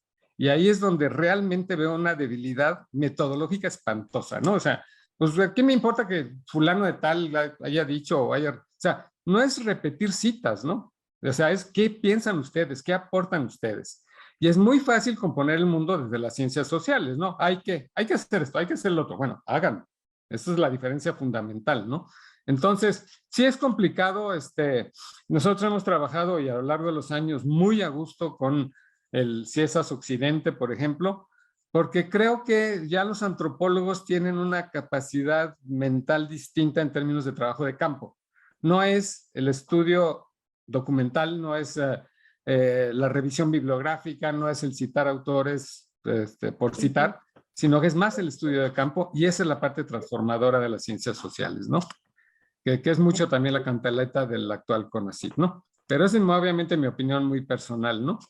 Y la verdad es que pues estamos ahorita en un dilema gigantesco, ¿no? Porque queremos seguir apoyando las becas, pero obviamente con o sea, el problema presupuestal es enorme, ¿no? Y obviamente el costo de una beca al extranjero, o sea, se dispara enormemente con respecto a una beca local, ¿no? Adelante, Maraí. Y hay otra pregunta que tiene que ver exactamente con lo que acá hemos mencionado. Mira, vamos haciendo este diálogo interesante. Hay claro. otra pregunta que tiene que ver, o sea, ya nos planteó usted esta crisis que hay en relación con el gobierno federal, y nuestra pregunta como jalisciense sería, el gobierno del estado de Jalisco, ¿cómo piensa solventar esta situación? Si está pensando en ofrecer becas o si está pensando exigir más, ¿cuál sería como la solución que el gobierno ha pensado en relación a la carencia de becas hacia el extranjero? Yo estoy como levantando mucho la voz en el sentido de que necesitamos un presupuesto mayor para poder atender las becas al extranjero. Ahorita hay una coyuntura que no sé si va a ser buena o mala. Ya desde el 2019 se reformó el artículo 3º constitucional y se elevó la innovación, la ciencia y la tecnología al rango constitucional. Ya es obligación del gobierno establecer, digamos, un programa o programas, mecanismos de apoyo para que el mexicano o la mexicana, el mexicano tengan acceso a los beneficios de la investigación científica, el desarrollo tecnológico y la innovación. Entonces, eso, la Constitución nos mandata a sacar una ley general de innovación, ciencia y tecnología. Bueno, yo siempre digo innovación, ciencia y tecnología porque ese es nuestro orden aquí en Jalisco, ¿no? Pero el orden, en cierta manera, es lo de menos. Entonces, tenemos que sacar una ley general. ¿Y qué es lo que hace CONACYT? Saca un bodrio de anteproyecto, que es más su ley orgánica y todas sus preocupaciones existenciales, ¿no? Ideológicas, que una ley general. Entonces, pues ya se pueden imaginar acá que en Jalisco no somos nada dejados. Yo estoy ahorita liderando a nivel de la red NACECIT, la Red Nacional de Consejos y Organismos Estatales de Ciencia y Tecnología. Estoy liderando la contrapropuesta. O sea, ha sido patético, ha sido deprimente y ha sido también divertido, ¿no? Me tocó estar en una sesión con los diputados y senadores hace relativamente poco, virtual, en que una representantes de Morena, de las dos cámaras, o sea, uno de ellos dice, es que nos dice CONACYT que ya están de acuerdo. Le digo, sí, estamos de acuerdo, que estamos en total desacuerdo. Ese es el único acuerdo que tenemos, ¿no? Entonces, se atacaron de risa, excepto la persona que hizo la pregunta, pero es la realidad, o sea, no estamos ni remotamente de acuerdo. Y entonces yo estoy empujando, pues no sé si vaya a tener éxito, he tenido éxitos relativos en el pasado, fui presidente de la Red NACECIT y logramos cambios impresionantes para la época. Pues estoy tratando de empujar un fondo específico de apoyo a la ciencia, la tecnología e innovación en los estados, que nos obliga a los estados a poner nuestra parte, que Jalisco no tiene problema, porque es el estado que más le pone a ciencia, tecnología e innovación del país de calle, pero también a nosotros nos obliga a trabajar con los municipios, ¿no? Entonces, yo lo veo como una estrategia ganar-ganar. Si eso se lograra, aunque sea una pequeña cantidad, ya tendríamos un fondo para becas al extranjero. Por eso lo estamos trabajando por ese lado y obviamente pues, está el cabildeo con la Secretaría de Hacienda Pública, que ahí donde las que más pueden influenciar son las universidades y los centros de investigación, ¿eh? Yo creo que ahí más bien son ustedes, a nosotros, o sea, el secretario definitivamente no puede y yo tengo que tener mucho cuidado porque son aguas muy pantanosas, aunque somos OPD, ¿no? Pero eso es desde el punto de vista de acá. Ahora, lo que sí me interesa y me interesa muchísimo y cuentan conmigo incondicionalmente es en apoyarlos a encontrar becas en el extranjero por parte de gobiernos internacionales, ¿no? Por acá alguien me está preguntando también eso, ¿no? Es mejor pedir o buscar becas de gobiernos extranjeros que intentar becas nacionales. Por supuesto que sí. O sea, tenemos una excelente relación con el Reino Unido, pero además de donde vengo yo, ¿no? Pero tenemos muy buena relación con otros países. Y algo que yo creo que es dramático es que a las chicas y chicos se les cierra el mundo. O sea, se les cierra el mundo en el sentido de que, pues, ven a Estados Unidos por cercanía o ven a España por el idioma y algunos así, o sea, ven hacia Gran Bretaña porque, pues, además la tradición, ¿no? Pero hay otros países que también ofrecen becas y que ya han migrado al inglés. Dos muy notorios son Alemania y los Países Bajos. Entonces, son excelentes universidades. Las universidades tecnológicas de los Países Bajos, mis respetos, ¿no? O sea, Leuven, Utrecht, o sea, son lugares que la gente no sabe ni dónde están en el mapa, pero que tienen excelentes programas y son además algo que me encanta a los europeos, lo pragmático. O sea, al europeo no se le atraviesa nada, al gringo se le atraviesa todo, porque todos son problemas y para todo necesita dinero, pero para el europeo no, el europeo está acostumbrado, igual que nosotros, claro que a una escala dramáticamente distinta, están acostumbrados a improvisar, están acostumbrados a la adversidad, sobre todo las universidades públicas. Entonces, es un hecho que en una visión pragmática y aterrizada de las cosas, que no quiere decir que no hagan investigación básica, claro que la hacen, pero no están amarrados, o sea, en el sentido de autoamarrados por limitaciones como si se limitan en Estados Unidos. En Estados Unidos es impresionante. Si no hay dinero, no hacen nada. Le digo, pues ya acabamos, ¿no? Aquí no hubiéramos hecho nada nunca. Entonces, sí creo yo que es mucho mejor buscar estos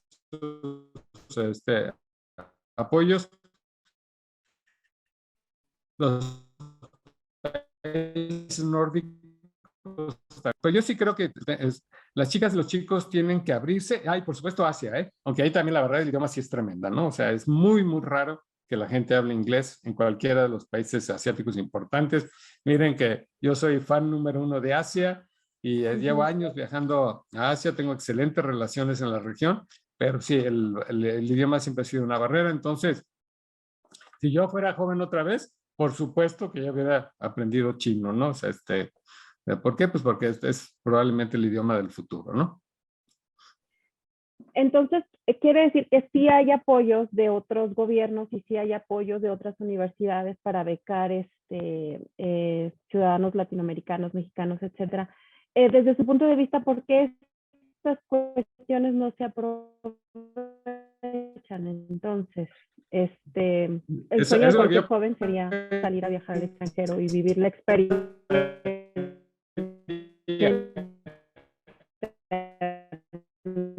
nacional. La verdad es que siempre he estado rodeado de gente joven fácil y además tengo hijos, ¿no? Millennials, o sea, es muy fácil para mí entender la postura de los jóvenes. Y, o sea, mucho tiene que ver, o sea, como comentaba un poco en la presentación, hay un exceso de información, la gente se pierde. Por otro lado, nuestras generaciones jóvenes han sido más comodinas, o sea, están más acostumbrados a que les den las cosas peladitas y en la boca y no tanto a batallar. Por supuesto que hay excepciones. Entonces, yo creo que ahí lo que ha faltado mucho es, pues llámenle mentoreo, coaching, como quiera, por parte de las universidades, en el sentido, ¿no? Decir, oye, está este universo de opciones, o sea, irles despertando la curiosidad. Y algo que me da mucho la atención en esta época, ¿no? De redes sociales, el profundo desconocimiento que se tiene de otras culturas. O sea, el conocimiento que se tiene es superfluo, pues superfluo a morir, ¿no? Y no nos damos cuenta de la riqueza que hay detrás de una cultura en particular. O sea, como les digo, yo soy fan absoluto de Asia. Por azares del destino, no lo puse ahí en mi currículum, yo fui experto del programa de las Naciones Unidas para el Desarrollo y como latinoamericano estaba prohibido para mí trabajar en Latinoamérica en misiones, ¿no? En misiones del PNUD. Entonces yo escogí Asia. Yo no sé quién me iluminó, pero escogí Asia y me tocó ver la transformación de Asia. Y la transformación de Asia no fue gratuita y en muy buena medida fue gracias a la innovación, la ciencia y la tecnología. Lo vi en China, lo vi en Corea, lo vi en Taiwán, lo vi en Singapur y lo vi en la India. Entonces, a mí no me la cuenta. Yo lo viví y estoy viendo los resultados ahora. Singapur no, o sea, nada que ver con lo que yo conocí la primera vez en 1984.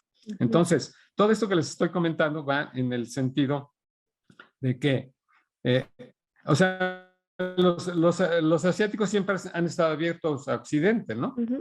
Pero como desconocemos la cultura asiática, desconocemos las bases de su filosofía, de su forma de ver las cosas, pues la gente lo encuentra extraña y prefiere la comodidad, ¿no? Bueno, afortunadamente también Gran Bretaña, ¿no? Que si lo vemos en términos de Europa, el país número 1 para irse becado al extranjero es Gran Bretaña. Hacer un esfuerzo mucho mayor de orientación. Me la paso quejándome de las materias de relleno. Yo creo que una materia que no sería tan de relleno sería una materia de ahora sí de cultura universal, ¿no? Que antes lo veíamos en la prepa y ahora ya desapareció, ¿no? Y con tanta información, la gente no tiene ni idea de las culturas más allá de su entorno, ¿no? Cercano. Sí, sucede mucho. Volviendo un poquito a otro problema que surge regresando. Yo sé que usted estudió en una época en la que había pocos doctorantes y pocos maestrantes, pero ahorita como que hubo un boom. Y pregunta Manuel Antonio Sánchez que cómo el Consejo está procurando y fomentando la inserción laboral de estos recursos humanos de alto nivel. Por ejemplo, los egresados de los doctorados de UDG, ITESO de Ciencias y los que llegan del extranjero. O sea, ¿qué está pensando el Consejo para reinsertarlos y para que produzcan, para que incidan en la sociedad? Bueno, mi comentario va en el sentido de que yo soy una bolsa de trabajo en patas, ¿no? La verdad es que me la paso recomendando gente, yo, en lo personal. O sea, yo creo que no hay día en que no recomiende gente, ¿no? Sobre todo a la industria, ¿no? Que es mi principal foco es la innovación y el desarrollo tecnológico. Entonces me la paso recomendando gente a la industria. Aquí el problema que yo le veo también tiene que ver con nuestra propia cultura académica, ¿no? Que las universidades, las IES, las instituciones de educación superior, tienden a formar gente con una visión muy incestuosa. ¿En qué sentido? Que todo el mundo quiere una carrera académica y no hay. O sea, yo creo que si algo nos debe de quedar claro y debe de ser algo que las mismas IES tienen que ser muy claras y muy honestas, es que difícilmente hay oportunidades en la vida académica en el México de hoy. Es horrible, ¿no? ¿Por qué? Pues porque hay ciertas desde el conocimiento que uno diría, bueno, como las ciencias sociales, ¿no?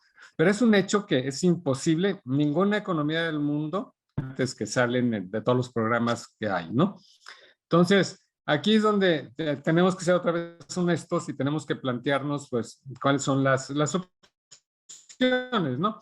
Desde luego que la primera es saber escoger, ¿no? ¿Qué programa escogemos? ¿Por qué? Porque cualquier programa es bueno en el sentido de conocimiento, pero no es por recibir ese conocimiento por parte de los demás.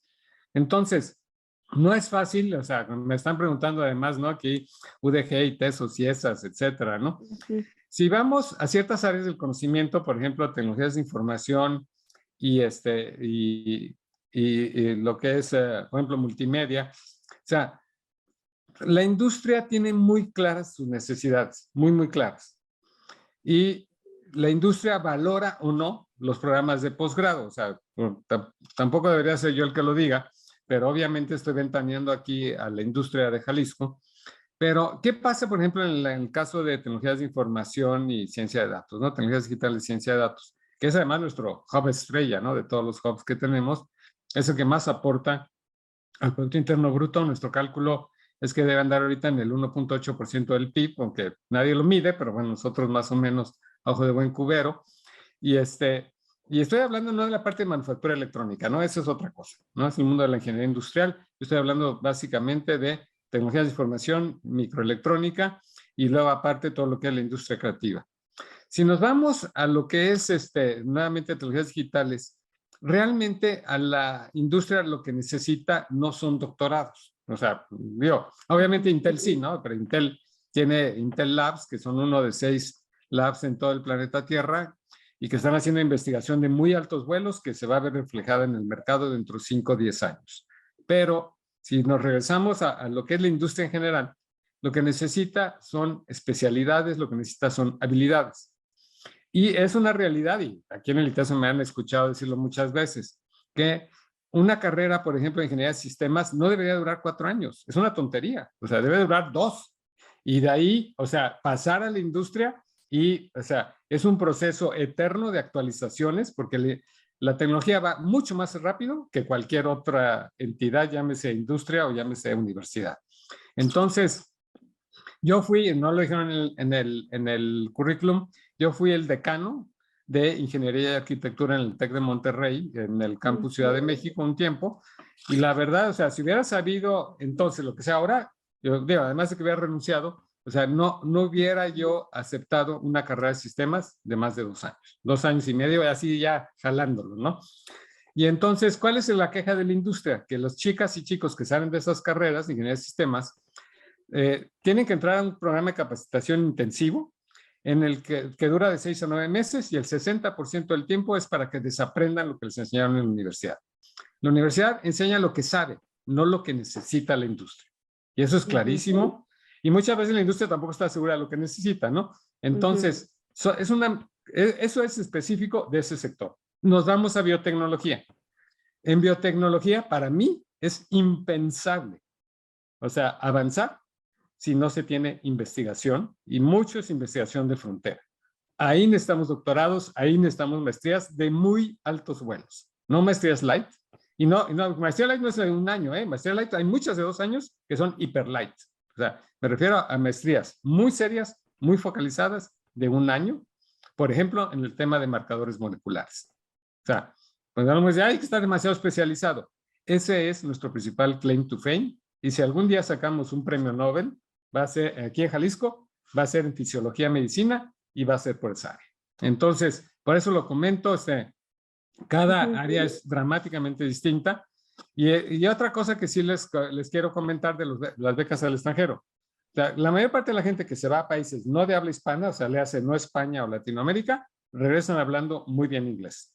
Eso ya vale tanto como el doctorado. En este mundo globalizado, hablar inglés bien es una carrera adicional. Entonces, esa es otra ventaja que a lo mejor no comenté y que ahorita me acordé y por eso lo estoy comentando, ¿no? Adelante, Maray. Sí, además aprender otro idioma abre procesos cognitivos diferentes, entonces eso ayuda. Hay otra pregunta. Pregunta Luis Silva que cómo estamos entendiendo el término de incidencia y cuáles serían sus grandes indicadores. Esto lo pregunta en relación a evaluar nuestros posgrados, para saber si estamos incidiendo o no, cuáles son los criterios o indicadores que tendríamos que pensar para su evaluación. La parte de indicadores es muy complicada. Como les digo, o sea, mi área es innovación, ciencia y tecnología y me preocupa más el impacto económico y social que la parte en sí de los indicadores fríos. Yo creo que el problema fundamental de la educación superior es que se recicla sobre sí misma, ¿no? Es muy dada a introspecciones, pero que los meten en un círculo muchas veces vicioso, del cual no es fácil salir. O sea, hay mucha ceguera de taller y siempre lo he dicho, ¿no? Para mí es fácil decirlo porque además no seguí la carrera académica, pero ya lo veo, ¿no? No tengo que ir muy lejos para verlo. Yo creo que aquí la parte crítica no es tanto el número de alumnos o la matrícula, sino algo muy importante que es donde hay que meterse más, es en el seguimiento de egresados. ¿Por qué? Porque no es solamente la cuestión de si tienen empleo o no, qué tipo de empleo, qué tipo de impacto están teniendo en ese empleo. Y yo creo que ahí tiene que haber más un trabajo de campo, ¿no? Lo que comentaba hace rato, o sea, hay que meterse a fondo, hay que entrevistar gente, hay que pues ver qué está pasando con esa persona que egresó de un programa de posgrado. Yo, por la cercanía que tengo con la industria, y sobre todo con los 2 hubs más importantes de Jalisco, me doy cuenta claramente del impacto que puede tener un posgrado, ¿no? O sea, si vemos la parte microelectrónica, olvídenlo, o sea, ¿por qué está Intel aquí? Por la capacidad y el reconocimiento de la capacidad de la ingeniería mexicana. Así de fácil. En la fase final, porque me tocó a mí, o sea, a lo mejor mucha gente no lo sabe, pero me tocó a mí esa fase final, quedábamos Malasia y México. Malasia con Cyberjaya, una ciudad gigantesca que construyó el gobierno malasio muy cerca de Kuala Lumpur, que su énfasis es fundamentalmente la industria de alta tecnología, y por acá Guadalajara, ¿no? Malasia ofrecía 7 veces más incentivos que México. Tuve que hacer circo, maroma y teatro para enlazar el PEI de CONACYT con el PROSOF de Economía, con los apoyos de COECITJAL, para poder presentar al menos algo que fuera remotamente atractivo a los ojos de Intel.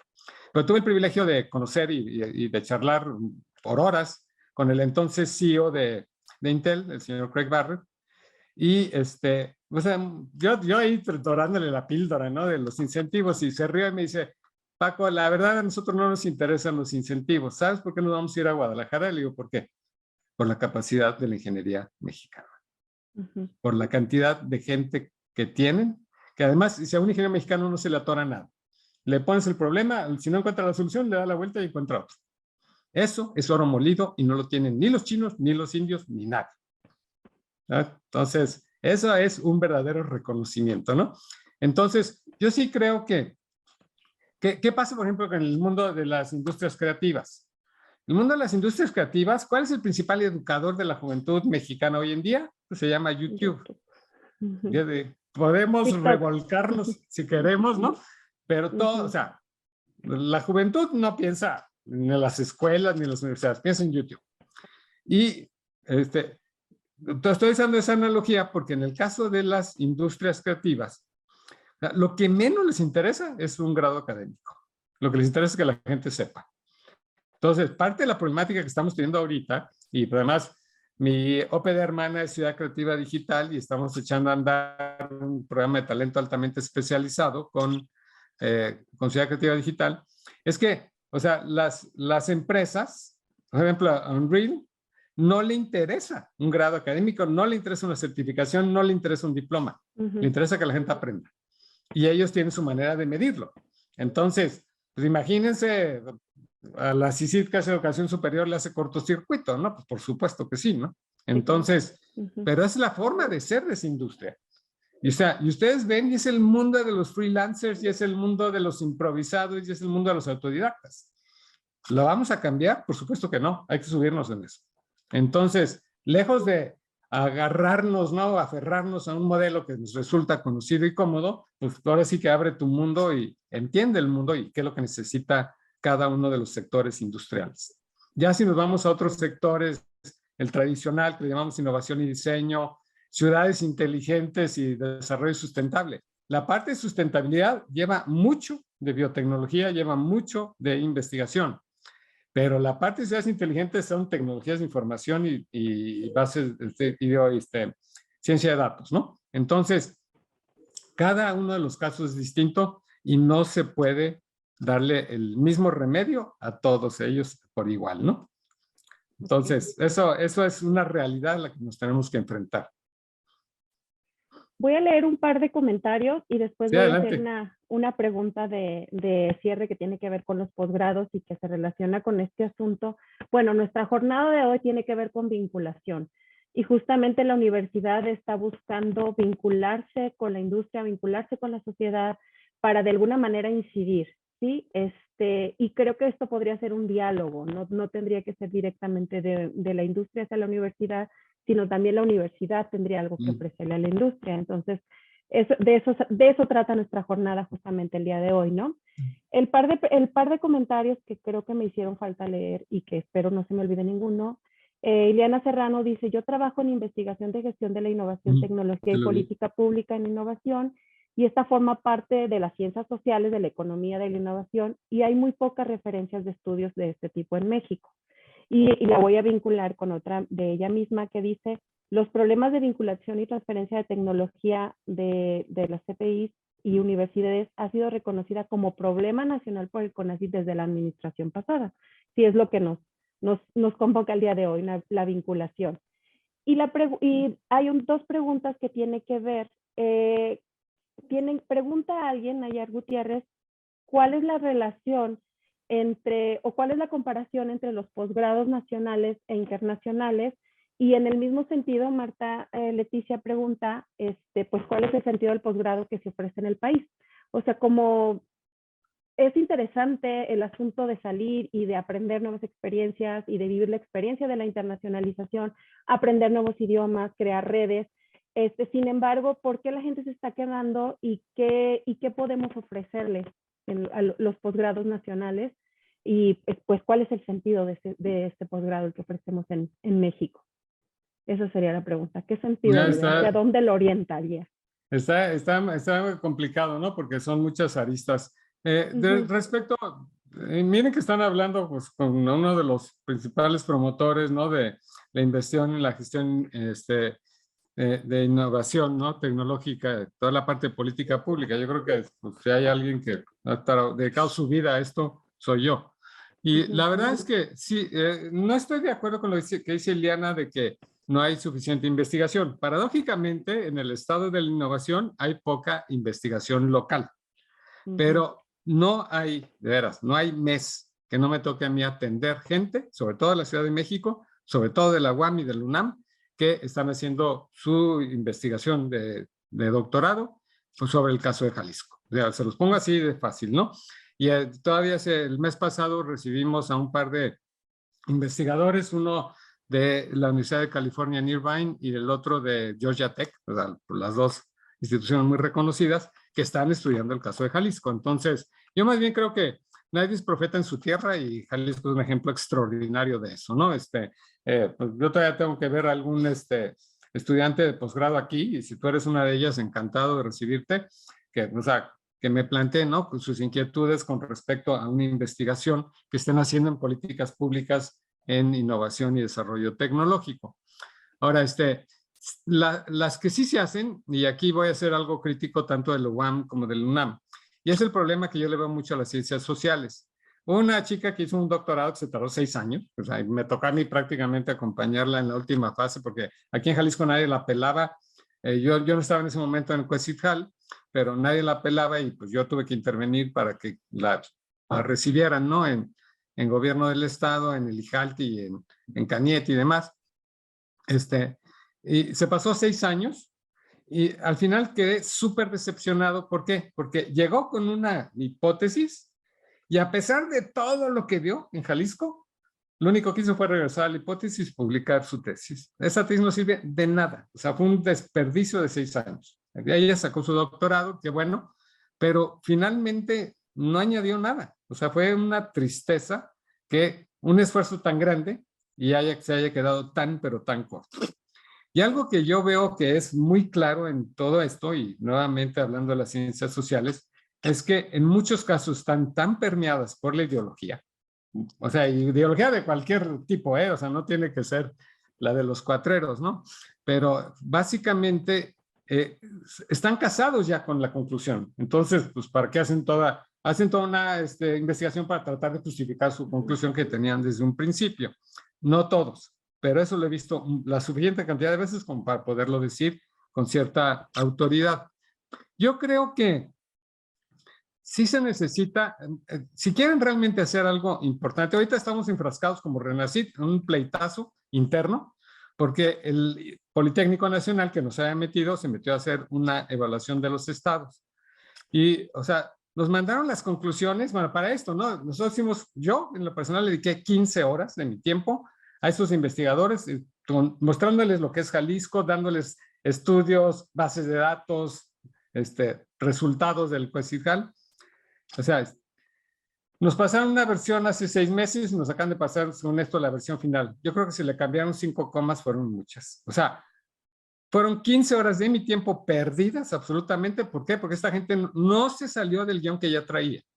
Y además agarran las mismas fuentes de información que lastimosamente en este país estamos para llorar. ¿Por qué somos el país siempre en la cola de la OCDE? Siempre. ¿De innovación? Porque no la medimos. ¿Saben lo que reporta el CONACYT de la innovación en México? El 6%. O sea, esa es una falta de respeto y un insulto a la inteligencia de todos los mexicanos. Porque es como decir, yo no lo entiendo, no lo sé, ahí está. O sea, eso es lo que hace CONACYT y por eso en la OCDE somos el hazmerreír en términos de innovación. O sea, Turquía estuvo encantada cuando entró México porque entramos al último lugar de todo, ¿no? Por decir, ya estamos. O sea, estamos encantados en el último lugar de todo. Y Turquía siguió avanzando. O sea, realmente hace falta mucha investigación, hace falta meterse. INEGI es otra porquería, la ESIDET no sirve de nada. O sea, me ha tocado a mí ver cómo la hacen, y lo hacen con las patas, ¿no? Entonces, y además la cobran muy bien, eso sí, es muy bueno para cobrar el INEGI, pero pésimo para la parte metodológica. Nosotros nos hemos preocupado y a lo mejor tenemos cuentas alegres, a lo mejor nos quedamos cortos, pero no hay nadie más que lo haga. Entonces, por eso sí soy tan duro y soy tan poco tolerante con este tipo de estudios que son de escritorio, ¿no? O sea, que es lo que está haciendo ahorita el Politécnico Nacional. Es más, ni siquiera nos reconocen el papel que tenemos en términos de patentes, solicitudes de patentes, que ya somos el número 1. Y somos el número 1 por una política del Estado de Jalisco, una política pública, no porque ahí estamos muy guapos y ya, ¿verdad? O sea, pero esa es la parte que me da mucha tristeza a mí del mundo de las ciencias sociales, que no se meten.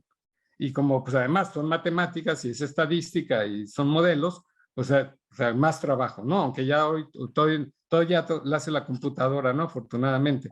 Entonces, yo sí creo que hay un profundo desconocimiento de la realidad de Jalisco, incluso por parte de las universidades. O sea, yo creo que deberían de hacer un curso, en vez de materias de relleno, un curso de esto es Jalisco, ¿no? O sea, ¿cuántos de ustedes saben que Jalisco es el gigante agroalimentario del país? Que somos ya el 14% del PIB agroalimentario del país. ¿Cuántos de ustedes saben que el GIDE de Jalisco, el 71%, GIDE es el gasto en investigación y desarrollo experimental, como lo mide el manual de Frascati, que es la Biblia de CONACYT, el 71% del GIDE en Jalisco es la industria.